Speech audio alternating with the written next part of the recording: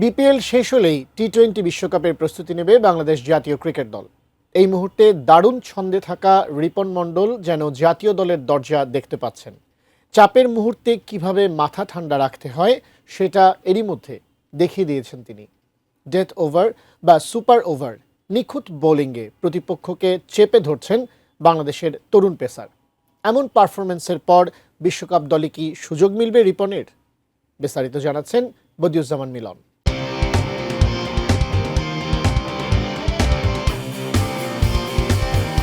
কাতারে rising stars Asia cup খেলেই আলোচনায় রিপন মণ্ডল।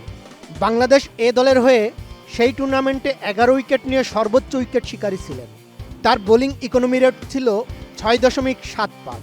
সেমিফাইনালে ডেথ ওভার সুপার ওভারে মাথা ঠান্ডা রেখে বোলিং করে ভারতের কাছ থেকে ম্যাচ বের করে নিয়েছিলেন রিপন। শুধু তাই নয়, পাকিস্তান সায়েন্সের বিপক্ষে ফাইনালে নিশ্চিত হেরে যাওয়া ম্যাচ সুপার ওভারে নিতে তার ব্যাটিংয়েরও অবদান রয়েছে।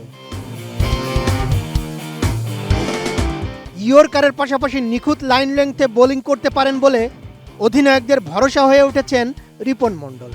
সিলেট আন্তর্জাতিক স্টেডিয়ামে বিপিএলের রংপুর রাইডার্স রাজশাহী ওয়ারিয়র্স ম্যাচে দুর্দান্ত বোলিং করেন। প্রথম 3 ওভারে কোনো উইকেট না নিয়ে যে রিপন 37 রান খরচ করেছিলেন, ম্যাচে তার বোলিং শেষ করেছেন 4 ওভারে 43 রানে 2 উইকেট নিয়ে। ডেথ ওভারের পর সুপার ওভারে রিপনের দুর্দান্ত বোলিংয়ে রংপুর 6 রানেই আটকে যায়, যার মধ্যে বিধ্বংসী ব্যাটার কাইল মায়ার্সকে দারুণ এক ডেলিভারিতে বোল্ড করেছেন রিপন। সুপার ওভারে রাজশাহীর জয়ে স্বাভাবিকভাবেই ম্যান অব দ্য ম্যাচ হয়েছেন তিনি।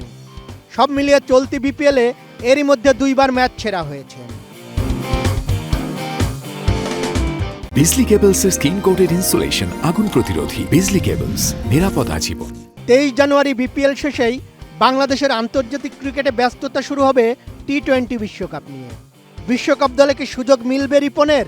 এই প্রশ্নের উত্তরে রাজশাহী কোচ হান্নান সরকার সংবাদ সম্মেলনে বলেন, রিপন অবশ্যই দারুণ ছন্দে রয়েছে। বোলাররা যখন দারুণ পারফর্ম করে তাদের নিয়ে বড় ইভেন্টের চিন্তা করাই যায়।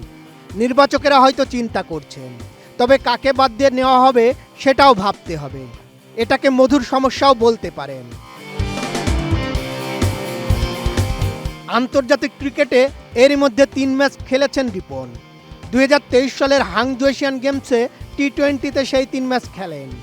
তবে 2024 ডিসেম্বরে ওয়েস্ট ইন্ডিজ সফরে দলের সঙ্গে পাঠানো হলেও কোনো ম্যাচ খেলার সুযোগ পাননি তিনি। আইসিসির কাছে দল জমা দেওয়ার সময়সীমা 1 জানুয়ারি।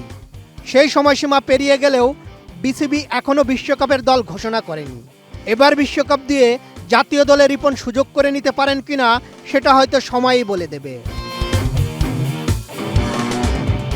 বদিউজ্জামান মিলন, এটিএন নিউজ।